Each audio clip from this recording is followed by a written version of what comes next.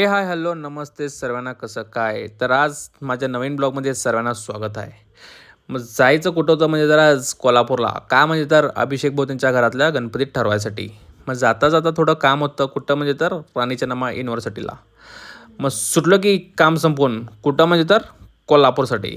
काय नाद खोळं व्ह्यू होतं म्हणून एक शॉर्ट मारून घेतलो. मग जाता तसा दिसलं काय हो लालपरी. लालपरीच्या पाटणं लागलो की लालपरीच्या पाटणं लागून कुठं आलो म्हणजे तर निप्पाणीला आलो. निप्पाणीमध्ये मूर्त्या बघितलो पॉवरफुल मूर्त्या होत्या. तिकडं संपवून आलो की कोल्हापूर सिटीला. नादच करायचं नाही हो विषय पंपावर.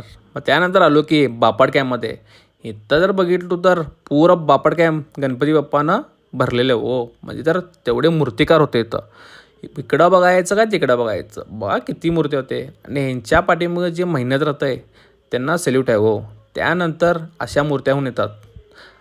मूर्त्या बघत बघत बघत गेलो पुरं बापट कॅम्प फिरलो. मग त्यानंतर दिसलं की एक पॉवरफुल मूर्ती कसा बघा नुसतं मूर्ती.